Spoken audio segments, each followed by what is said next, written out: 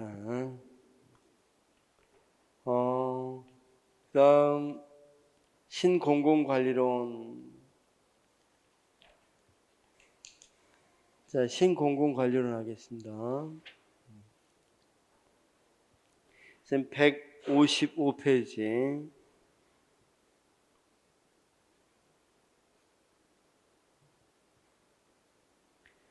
자, 신공공관리론은 사실은 이론적인 배경은 어디라고 그랬습니까?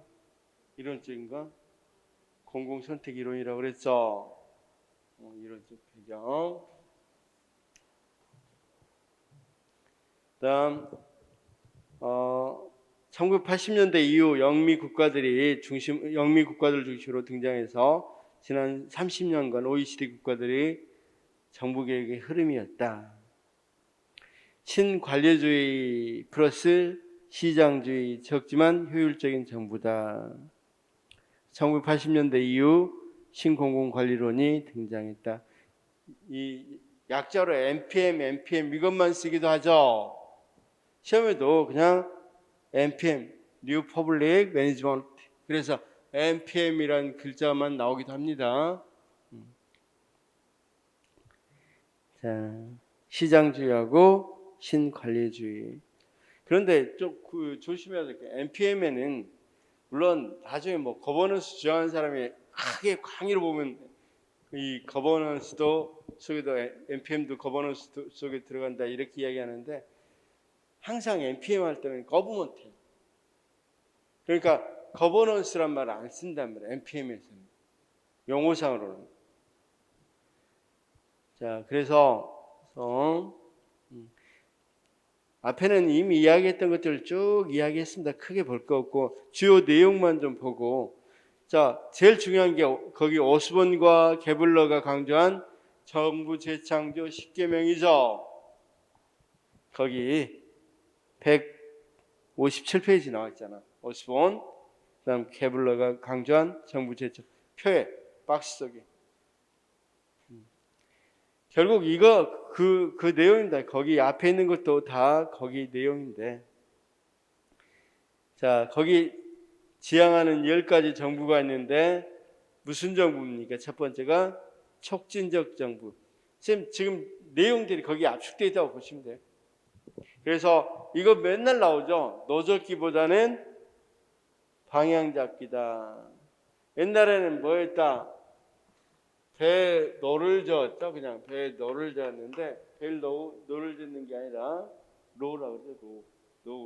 그 노인데 영어랑 비슷하죠. 그런 게 아니라 어디로 갈 건지 방향을 잡는 것이보다 정부의 일이다. 그러면 이 노 젓는 건 누구에게 맡기고 공용화, 민영화 같은 거 해놓고 노 젓기 하는데 중점을 두라. 자, 그 다음 지역사회가 주도하는 정부, 서비스 제공보다는 권한을 부여해주고, 그러니까 서비스 제공 자체 업무는 민간에게 맡겨버리고, 그 다음 경쟁적 정부, 서비스 제공의 경쟁을 도입하고, 시장 제한적 정부로서 규제 중심 조직을 계획해라. 그러니까 시장 중심이다 그러면 규제 개혁을 많이 하면 되겠어, 안 되겠어? 규제를 완화해라 이 말이다. 그렇죠? 성과 지향적 정부다. 투입이 아닌 성과와 연계한 예산을 배분한다. 그러니까 성과, 산출, 결과 이걸 중심으로 한다. 투입, 과정 이런 거 중요시하지 않는다는 겁니다. 그렇죠? 그다음 고객지향적 정부, 관료제가 아닌 고객 요구에 충족해라. 그렇죠? 자, 시민을 뭘로 본다? 고객으로 보죠. 고객. 기업가적 정부, 자, 지출보다는 수익을 창출해라. 우리가 마치 기업처럼 운영해라 이거죠. 미래에 대비하는 정부, 치료보다는 뭐라고? 예방. 분권적 정부, 유계조직에서는 참여와 유계조직에서 우리가 이 계층제에서 참여와 네트워크로. 시장지향적 정부, 정부 시장기획을 통해서 변화를 촉진해라. 이것만 외워도 문제는 거의 다 풀려요. 그렇죠? 자, 그다음 공원 및 한계. 제가 한계를 왜 꼭 가려고 그러냐면 이 한계 때문에 이제 뒤에 이론들이 다 나와요. 자, 뒤에 이론들이 여러분 이런 것들 다 구분할 수 있어? 탈신공공관리, 거기 뭡니까? 신공공관리제. 그다음 탈신공공관리. 그다음 우리가 어떤 게 있어? 그렇죠. 신공공 서비스 이론 또는 신거버넌스 이론. 그렇죠? 그다음 신공공 서비스 이론. 뭐 신자가 이렇게 많이 붙어 있고 다 비슷비슷하죠? 이걸 다 그래서 정확히 알아야 이걸 구분할 수 있어요. 이거 구분은 너무 쉽고 기출문제는 항상 그 단어만 나오게 돼 있어요. 그러니까 우리는 뭐 학자 되려고 하는 거 아니잖아. 시험 당장 합격만 하면 되잖아. 그렇게 하시면 됩니다. 지금 제가 다음번 할 때는 암기 노트로 좀 하겠습니다. 암기 노트가 다 마련됐으니까 지난번 같은 암기 형태로 암기 노트로 조금 하겠습니다. 이번에 좀 이해 중심이라면 조금 암기 노트로. 그래서 나올 것 중심으로 한 암기를 좀 해서. 자, 먼저 신공공관리론을 정확히 좀 파악을 해야 이런 것들을 알겠죠. 이런 것들은 어디 속에서 나온 거니까 신공공관리론의 한계 속에서 나온 거니까. 그렇죠? 자, 그러면 먼저 공원부터 봅시다. 신공공관리론의 공원은 없고, 공원은 조금 나와 있고 한 개만 엉짱 나와 있네. 공원에는 민간 부분의 시장주의와 민간기관의 관리기법을 도입함으로써 새로운 정부 혁신에 바람을 일으켰다. 사실은 굉장히 효율적인 부분에서는 공헌을 했죠.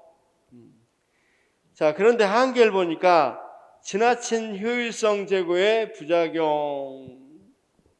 거기 보니까 정부 부분이 지나친 효율성 제고는 장기적 차원에서 공공성을 저해하고 정부 조직의 역량을 희생시키며 시민들의 정치 참여와 부정적인 영향을 미치고 정치적 총재에 대한 훼손 문제를 나타냈다. 너무 효율성만 추구하다 보니까 지금 효율성을 추구하더라도 또 너무 성과만 이야기하니까 이 장기적인 측면에서는 전체를 위해서는 손해가 돼. 자, 지금 잠시 이 경비를 전략할지 모르겠지만 좀 장기적으로 보면 상당히 누가 해야 돼? 여러 사람들이 써야 될 공공재가 부족할 수도 있을 거고 경쟁을 하기 때문에 뭡니까? 요금이 올라갈 수도 있을 거고 그렇죠? 자, 그다음 정부 조직의 역량을 희생시켰다. 정부가 서비스 안 하고 다 만약에 많이 민영화시키고 이렇게 하다 보면 정부 조직이 나중에 나 안 해. 그러면 어떨 거야? 정부 조직의 역량도 있어야 되겠죠. 어느 정도. 그다음 시민들의 정치함에 부정적인 영향을 미쳤고, 자, 이들은 효율성에 많이 참여가 일어나면 효율적이 안 효율적이에요. 사람들이 너무 참여가 많으면 안 되겠죠. 그래서 신공공관리론은 민주성을 희생했다고 그래요. 공공성과 민주성이 많이 좀 희생됐다. 다음 좀 넘어가겠습니다. 그다음 성과 향상의 능률성 증진의 부작용.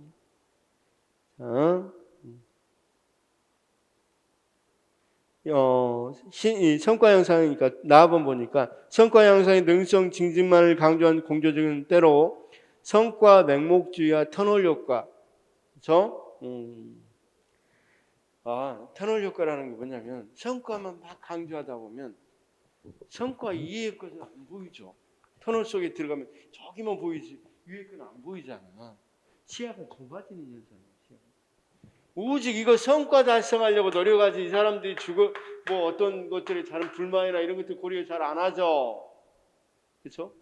그러니까 성과 말고도 이 사람들의 편익이라든가 다른 여러 가지 기분, 감정 이런 거 있을 거잖아. 그렇죠? 자,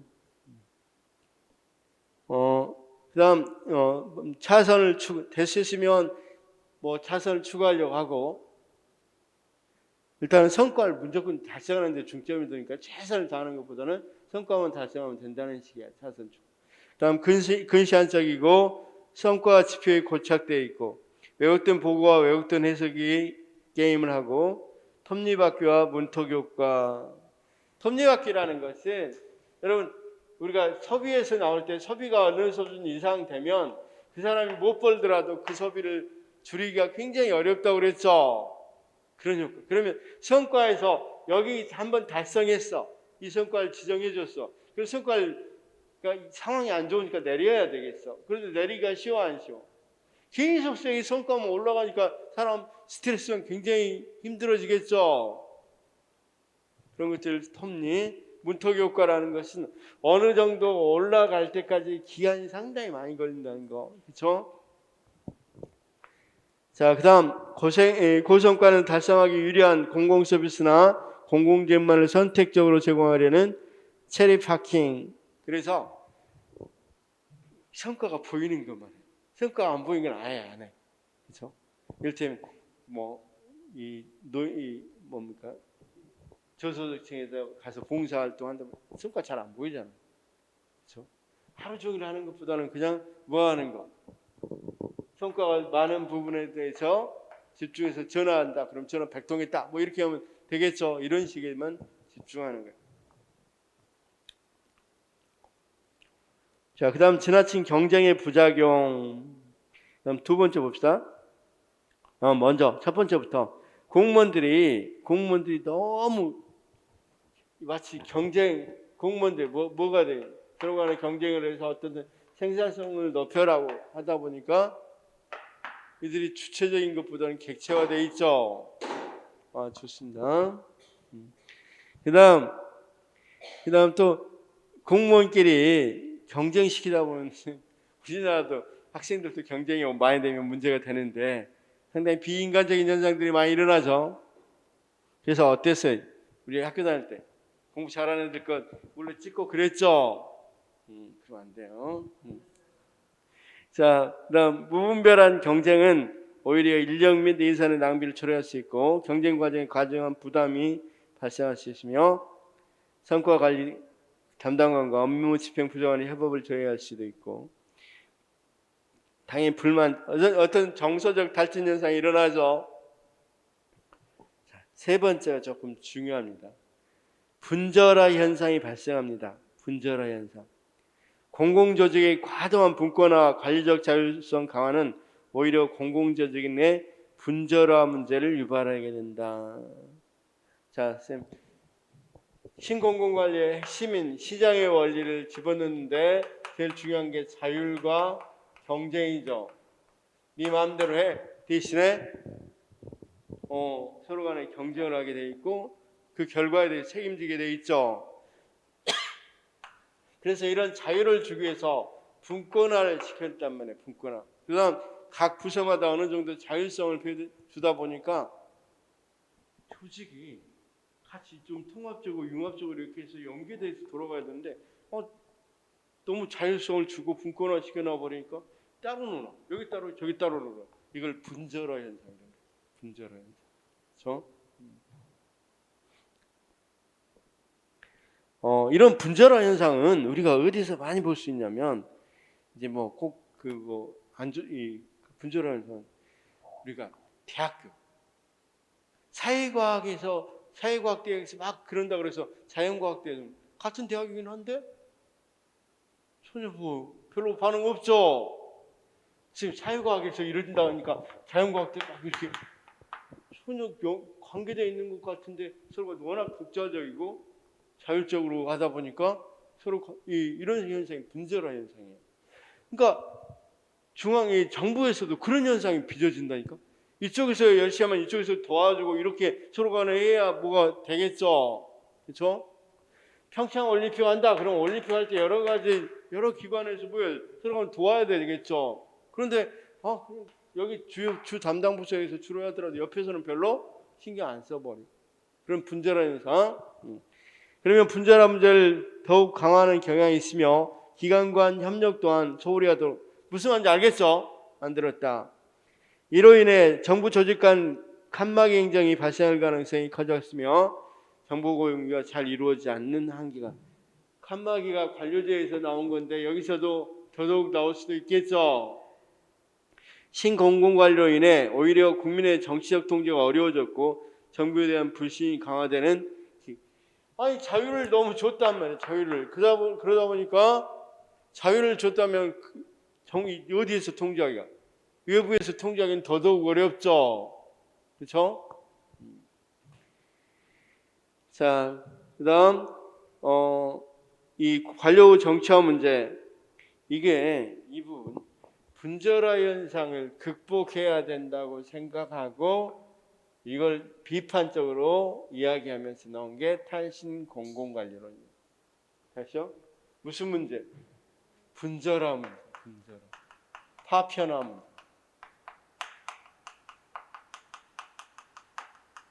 이걸 자 봐봐요.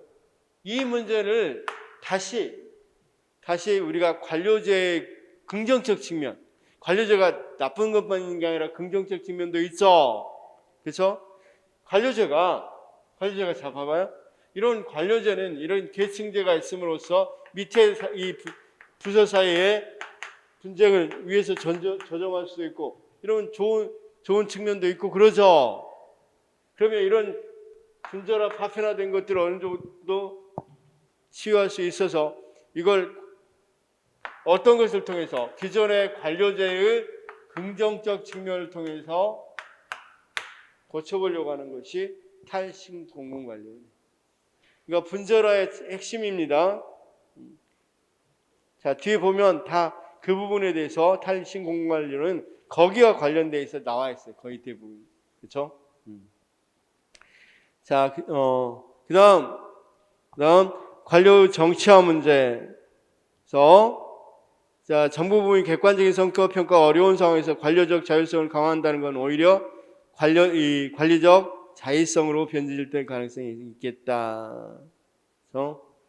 그래서 슐레이만은 신공관리론 등장으로 인해 정부 부문에서 직업 공무원 제도가 약화돼 버렸고 약화될 가능성. 지금 공무원이 직업 공무원인지 안 되면 나 잘릴지도 몰라. 그럼 정치화할 수밖에 없겠죠.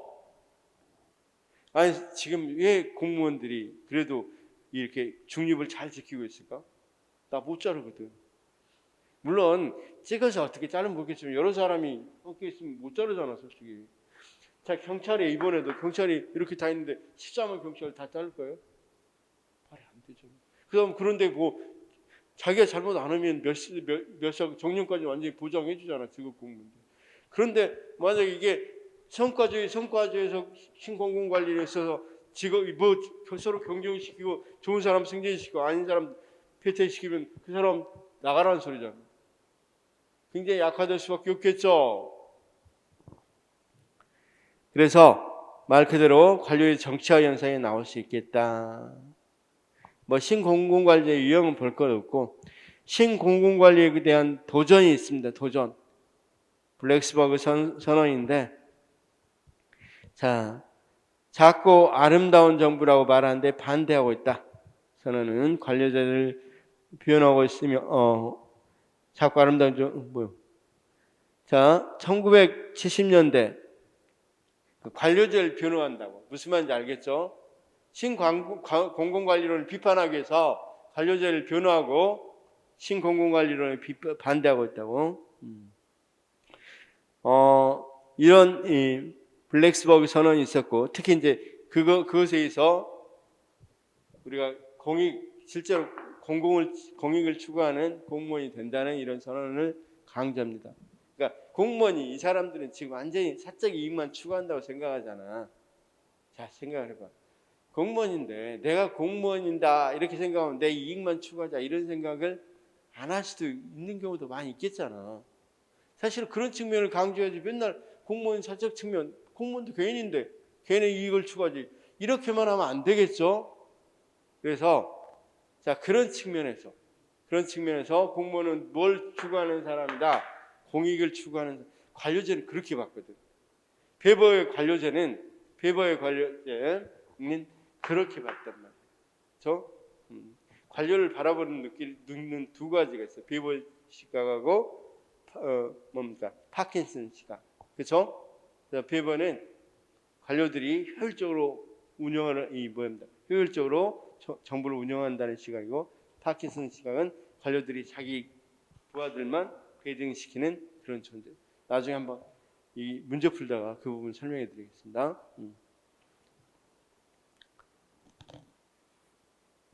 그다음 이 선의 주전 내용을 보면 하고 나왔는데 그 의미 없고 한번 넘어가서 탈신 공공관리를 한번 볼까요?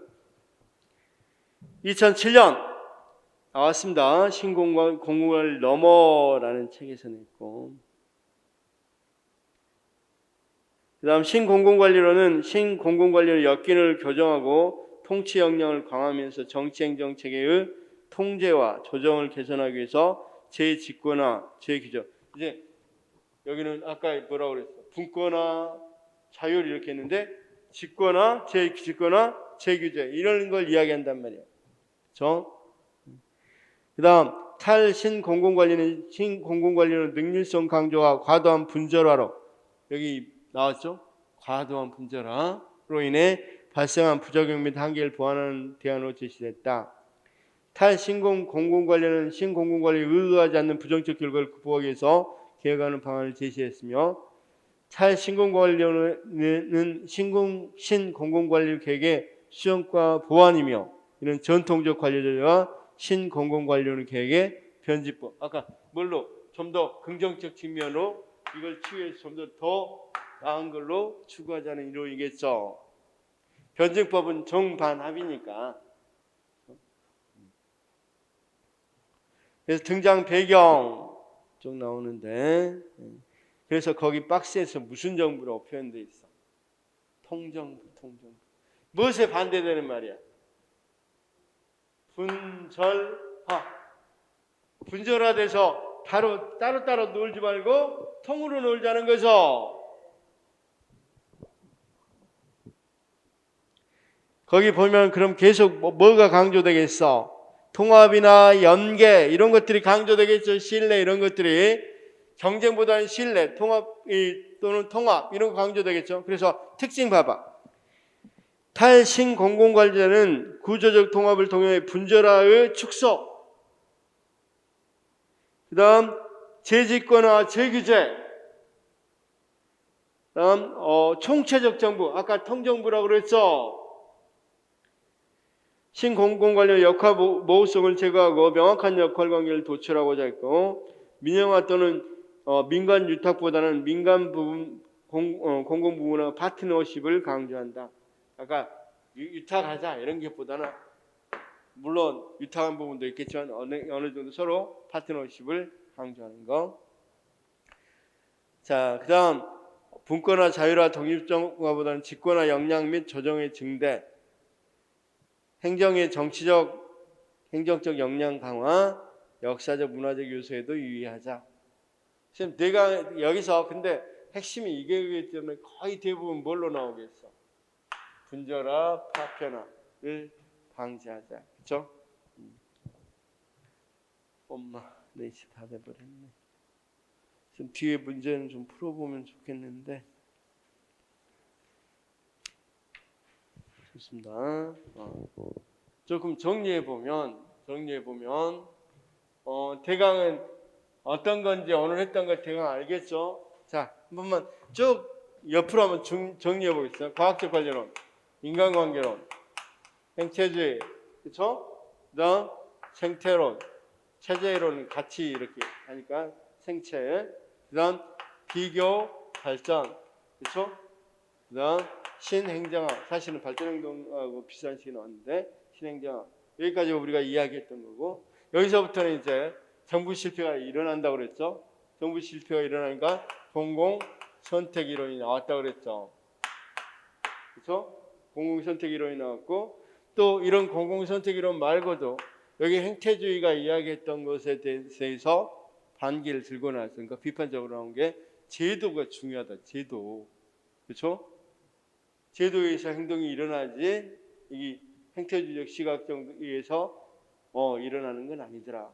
그래서 여기는 제도주의에서 나왔는데 신제도주의라고 이름 붙이고, 그러니까 앞에 제도주의가 별거 없으니까 그냥 제도주의라고 표현하기도 많이 하죠. 그리고 나서 이게 뭐가 되는 거? 실제 정부에 들어오는 거 신공공관리까지 우리가 봤어요. 여기까지. 이제 여기 뒤에는 별로 책이 너무 최근거라 시험에는 최근에 많이 나오긴 하지만 핵심은 몇 가지 없어요. 핵심은 여기까지 어려웠고, 특히 시험에는 세계가 제일 많이 나오죠. 세계는 한 해도 안 걸리고 나온다고 생각하시면 돼요. 제가 문제를 쭉 분석해서 쭉 해본 결과 하나도 안 걸리더라고요.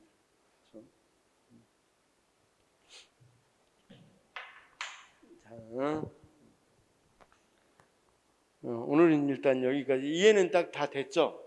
그렇죠? 자, 우리 쌤 끝나기 전에 제도주의 몇 가지? 세 가지. 역사적, 사회적, 함재적 선택. 사회적은 또 세 가지. 사회적 동용업. 그렇죠? 이런 것들도 머릿속에 다 기억하시기 바라요.